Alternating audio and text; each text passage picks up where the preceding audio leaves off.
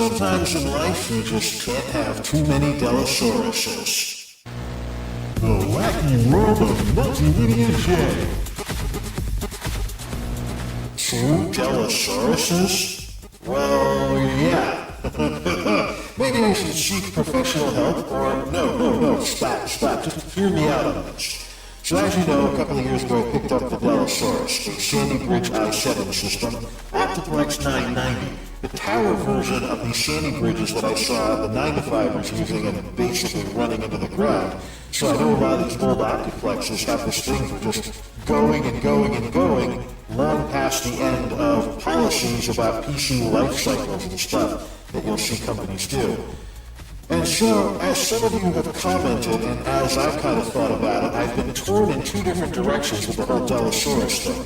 So, the Dellasaurus is a Sandy Bridge i7, and it represents basically taking crappy hardware and seeing how far we can push it, how long we can keep old hardware relevant. And in this case, the Sandy Bridge was the oldest processor that I wanted to do this with. But as I've had this machine over the years, and as some of you have commented, I've kind of been holding it back, so to speak, because what the Dellasaurus also represents, since it's supposed to be crappy hardware being pushed to its limit, the Dellasaurus also represents what a retail conversion can do. So, the proper graphics card to have in the Dellasaurus is something not all that great. In other words, whatever the best card is you can run with no additional power. So I want to keep this as bone stock as possible, as long as possible, and even then, just to illustrate what a retail conversion can do, that's about as Dellasaurus-y as it gets. However, some of you have wanted me to back off on some of that and upgrade the power supply and upgrade the graphics card, and that is where this machine comes in. We're looking at an Optiplex 9010 here, another retired corporate machine. This time the refurbisher is Stallion Technology, based out of Maryland, I believe, and they're working with the Amazon Renewed program, so this is my second foray into something being sold via Amazon Renewed. Well, I'm not so sure how successful refurbishers are going to be in making stuff look and work like new when the computers are this darn old. So, yes, another retired corporate tower, but this time an Optiplex 9010, from the Windows 7 era, of course, but whoa, have I changed? Am I finally making an incredible i5 Dell like Greenham Gaming? No. This probably was originally yet another corporate i5 machine, but this has actually been upgraded to Core i7 3770. We're playing with Ivy Bridge now.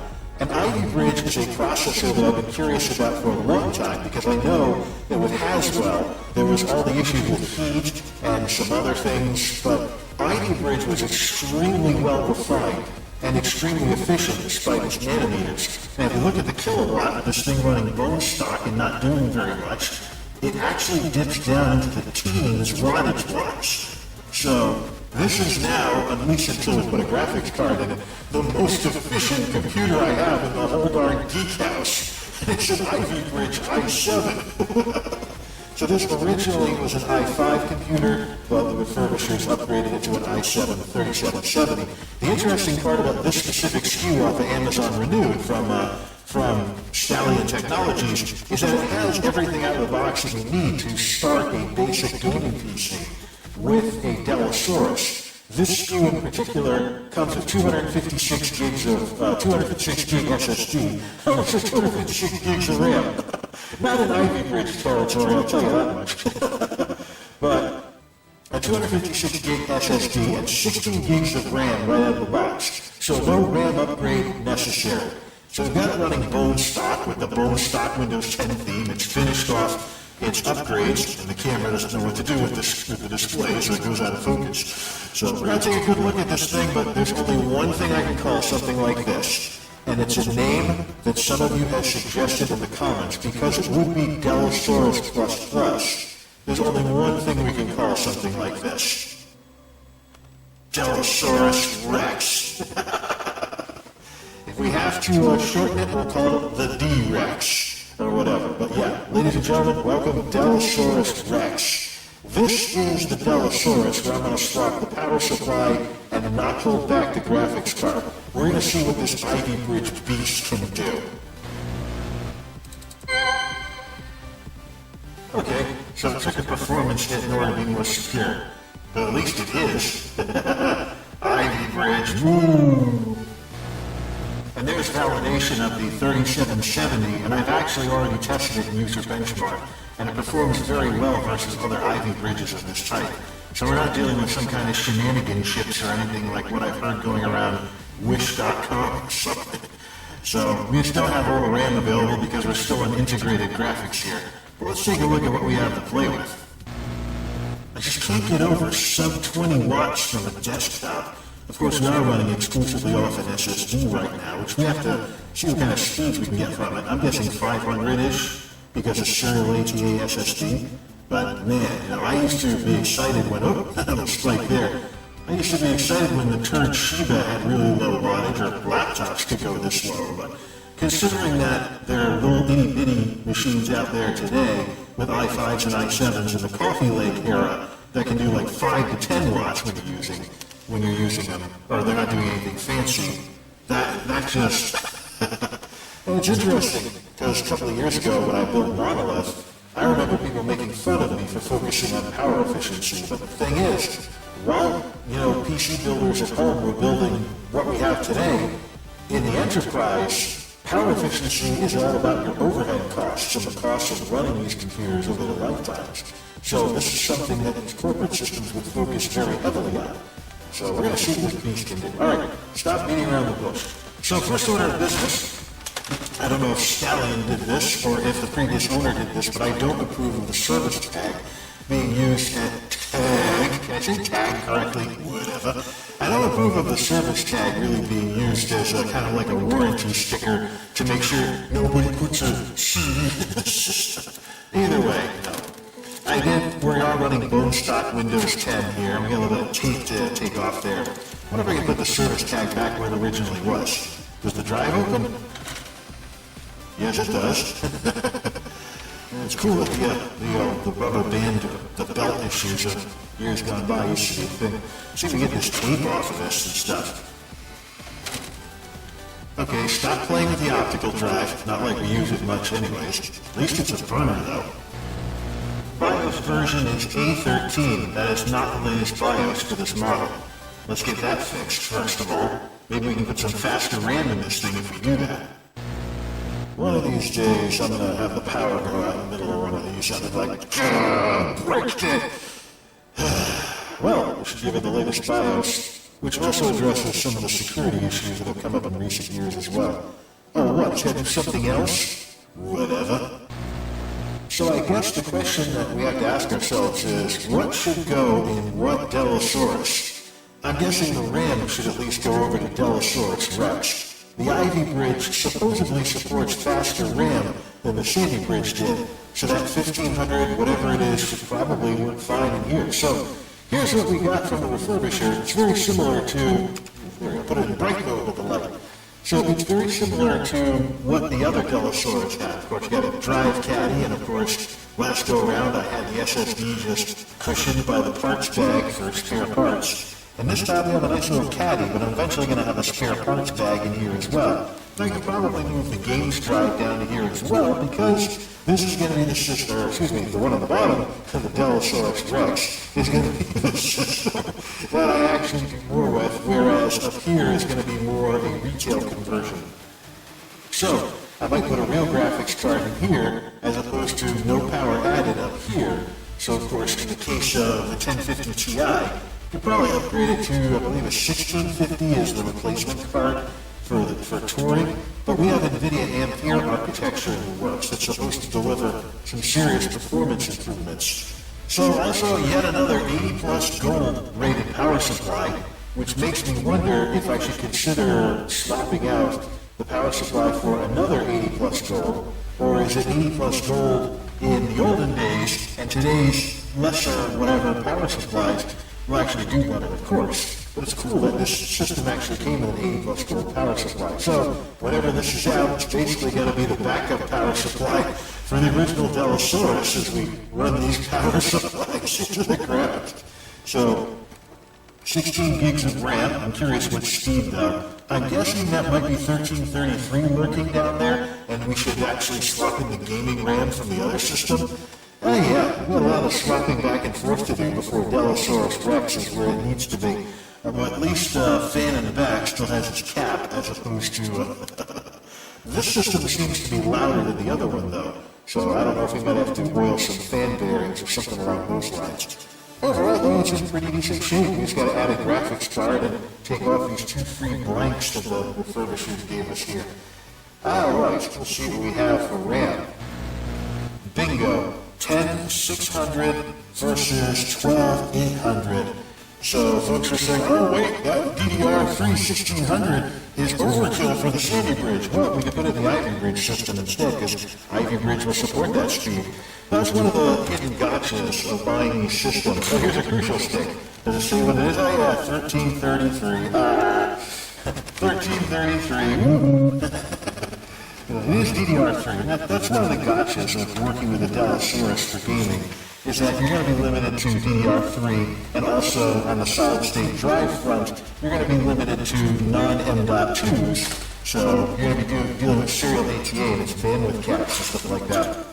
So what do we have? 12800U. Yeah. Oh wait, this one might actually... So this is all different RAM speeds this is a mix of RAM speeds that's running at the lowest speed that's in the cluster, so to speak. But here's some 12800 right here, so the RAMs mixed together. Either way, we're going to put the faster RAM in the Ivy Bridge system because the processor actually supports this speed. It won't make a difference up top.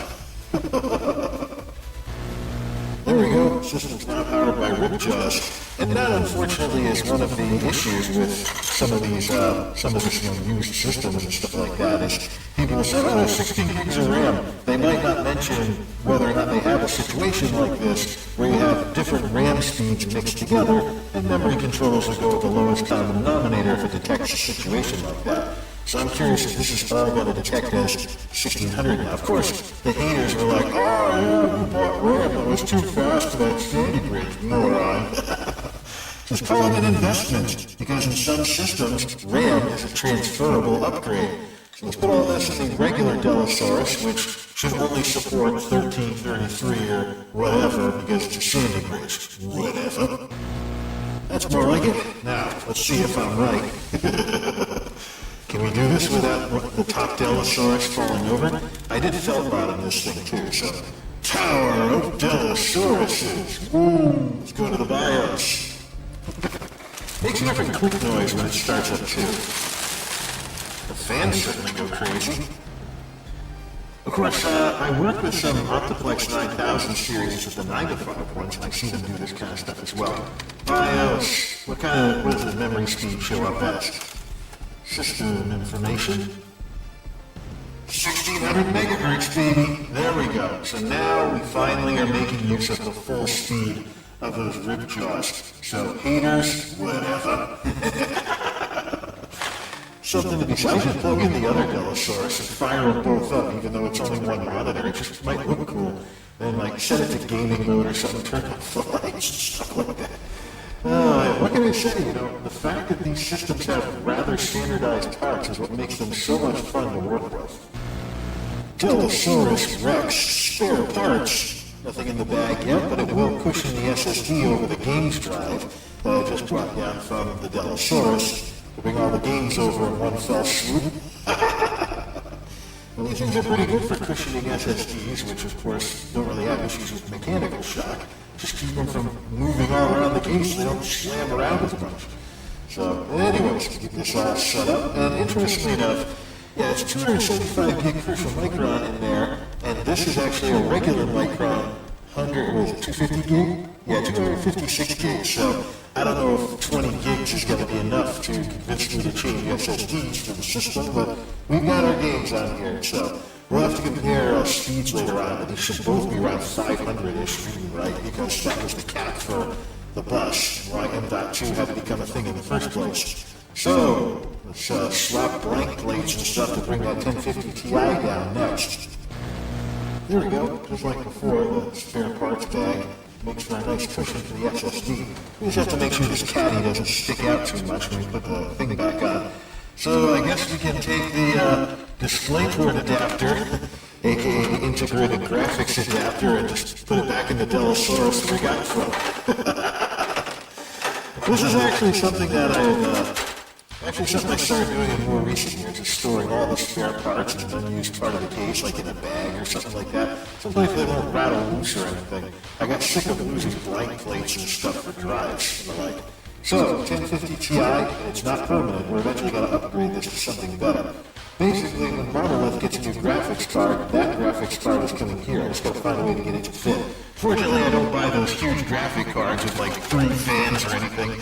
I have seen people actually saw off the drive cage in order to put in one of those big ones. But really, it's about what your graphics card can do, not, oh, look how big it is inside my case with the big window. Of course, this thing doesn't have a window, so we like that.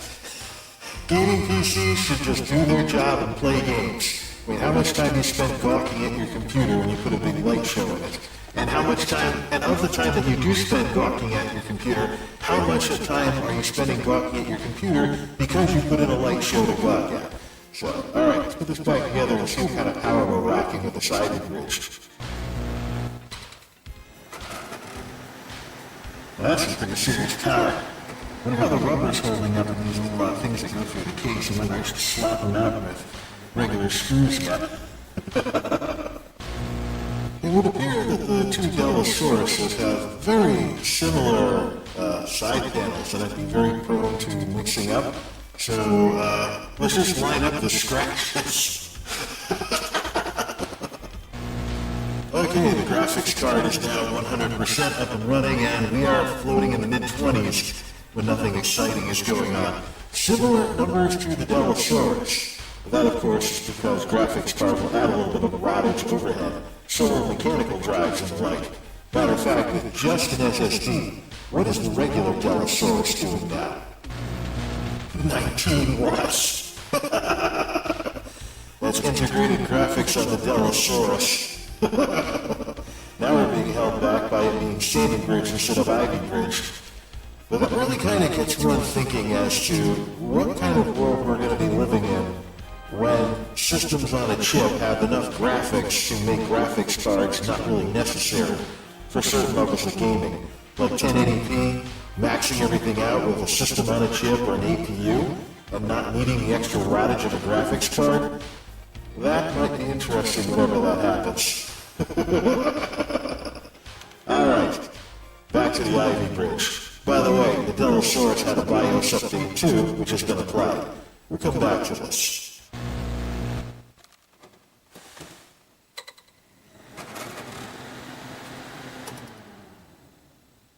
I think it's ready to go. Alright, so while everything's still bone stock Windows 10, let's at least get a first user benchmark out of the way and see what we get with this Ivy Bridge and the 1050 Ti to start. We'll see how it goes. And here we go, testing it even further. Where's the graphics stuff? There we go. And of course this should work because we have the G-Force in here now. We gotta turn off Windows Game Bar. We don't need Windows Game Bar getting in the way of anything. There's the thing where the ball goes through the thumbtacks, wherever those are supposed to be. Dot effects here. And the spinning around glass bowl thing. And here come the sustained write tests, which are usually not all that interesting. It just counts down. I don't know what this is. I mean, the disk tests were earlier, so is it really just going to count down all the way to... So anyways, as the results come up on the screen, so what we're going to do from here on out is continue comparing what's in this machine to the Dellasaurus. Probably replace the blank plate, because the blank plate on the Dellasaurus doesn't have a piece of tape stuck to it. Or I could get the hairdryer, put it on low, and make the glue come undone and take everything off that way. So, otherwise, the rest of it is specific to it being Ivy Bridge. So, let's see what we have here. Sailboat, Destroyer, Speedboat. PCs performing as expected, etc., etc. And CPU suitability for gaming is pretty decent. The graphics is a yellow light because, of course, the 1050 Ti, even for graphics cards that don't require extra power, it's no longer the most current memory and OS version. Let's see what we have. Oh, performing below expectations. I wonder if power save mode is going on under something. There's a 3770, 1050, as expected, Micron 1100, and the Seagate Barracuda. The Ripjaws. This is not complaining about XMP profiles, not realizing, of course, this is an old Optiplex. So, we could add these in, but what I think I'm going to do is just toss these results out, and we will, once this goes public, then we'll actually run something for user benchmark to not spoil everything by having a new computer show up on the MultimediaJay profile page on here. And folks be like, oh, we got a new toy, let's see what video we finally finished the new toy and stuff. So, at least got back to Navy ships on the processing. So, not a bad pickup if I do say so myself in terms of computers. It just has the wrong processor sticker on it. I'm sure we can fix that. Okay, well, we got a benchmark out of this thing. So now begins the long off-screen process of getting all the custom stuff up and running, getting the games up and running, getting MSI Afterburner up and running, and we'll take care of all that stuff to get everything going and get everything ready for what's next. So, two Dellasauruses. Who would have thought that this would ever happen? But they do represent two different visions for what you can do with this whole Dellasaurus idea. The Dellasaurus will always have the handicap. It will be the retail conversion that is running off of no power added graphics cards as bone stock as possible. Because it wouldn't be a Dellasaurus without having the biggest hardware handicap out of all the computers. And this will eventually become a respectable secondary system with a real graphics card, so to speak, and a power supply upgrade. So you could say Dellasaurus Lite, but don't forget what Rex stands for in Latin. The king, the ruler, and this Dellasaurus will lord over this one because, of course, this will have the more powerful hardware and already has the more powerful processing. Till next time, this is MultimediaJay signing off. Thanks for stopping by. Why do I almost say signing out? It's not the library. I'm not getting some books or anything. MultimediaJay out.